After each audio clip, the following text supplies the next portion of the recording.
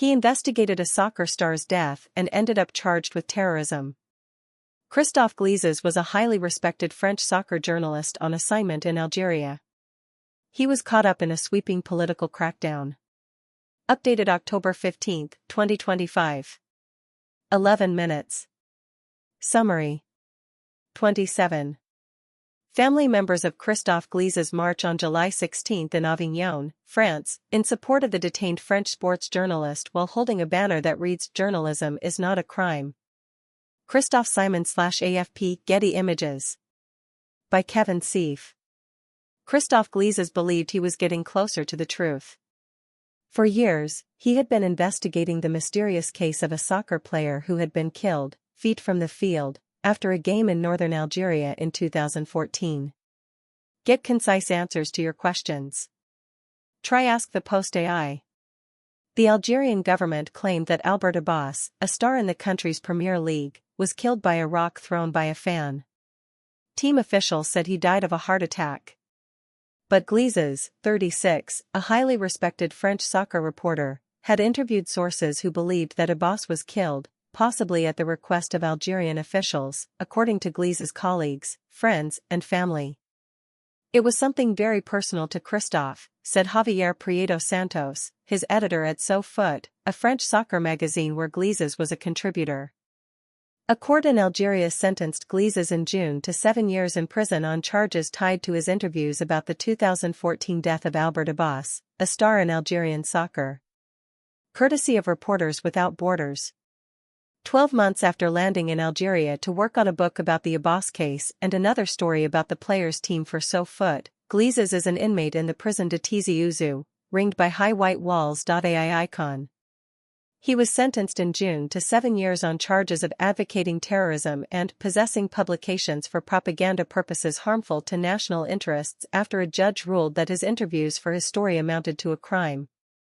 His detention is a startling reflection of Algeria's sweeping domestic political crackdown as well as tensions between France and Algeria. But Glizes' sentence also shows the way professional soccer has been braided through the politics of North Africa, as a rallying point for opposition movements and a target of authoritarian leaders. Abbas had played for JS Kabylie.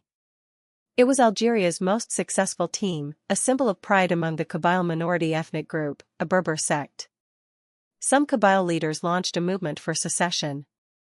The Algerian government labeled them terrorists and forced dozens into exile. Glizes had long been attracted to sports journalism that was about more than just player transfers and championships.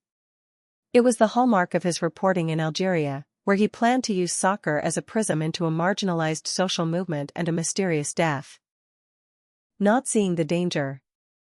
When Glizes landed in Algeria in May 2024, it was a country in the midst of dramatic change. Since the 2019 election of President Abdelmadjid Tebboune, Algeria had been cracking down on freedom of speech. Journalists, activists, and poets were jailed for undermining state integrity and the glorification of terrorism. Several Kabyle leaders, including those Glizes had interviewed, were sentenced in absentia to 20 years in prison on terrorism charges. Glizes entered Algeria on a tourist visa because he knew a French reporter wouldn't be granted a press credential. But as a sports journalist, he didn't think the government would notice him. His editor at So Foot, Prieto Santos, agreed. "I didn't see the danger," he said. "And that's something I feel guilty about now."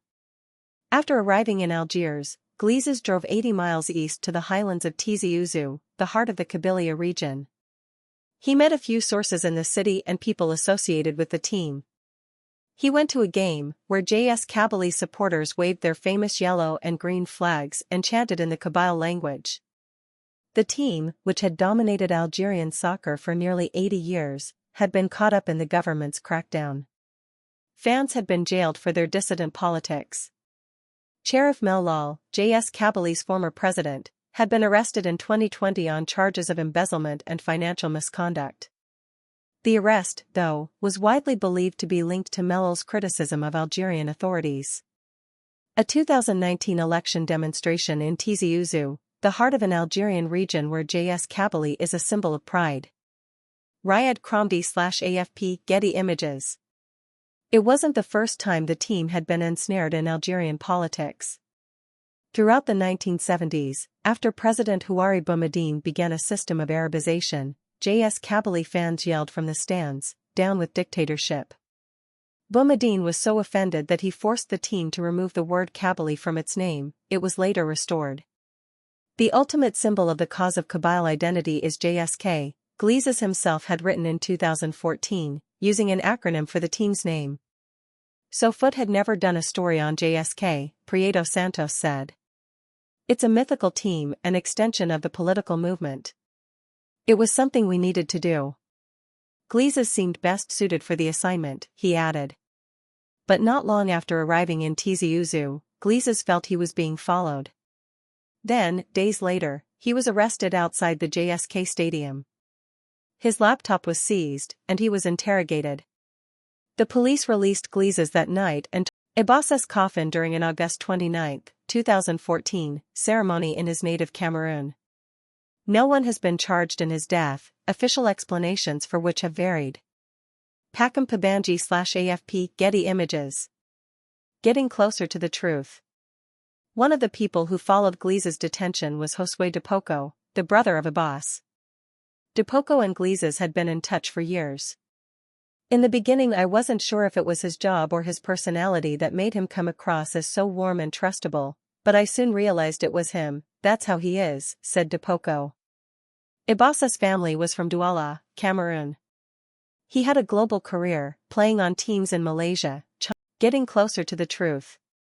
One of the people who followed Glizes' detention was Josue Dipoko, the brother of Abbas. Dipoko and Glizes had been in touch for years. "In the beginning I wasn't sure if it was his job or his personality that made him come across as so warm and trustable, but I soon realized it was him. That's how he is," said Dipoko. Ebassa's family was from Douala, Cameroon. He had a global career, playing on teams in Malaysia, China and then Algeria, where he was the leading scorer for JS Kabylie. After Abbas died in August 2014, his brother learned of the varying official explanations: the heart attack, the projectile thrown by fans of his own team. Other supporters were seen throwing trash on the field to protest the loss of the game. None of the theories made much sense. No eyewitnesses were willing to speak publicly. An Algerian inquiry into the incident was never released. No one was charged. Glizes quoted the team's former president, Mohan Cherif Hanachi, discussing the case cryptically for a 2014 piece. "I didn't want to talk about it recently, because if I do, heads will roll."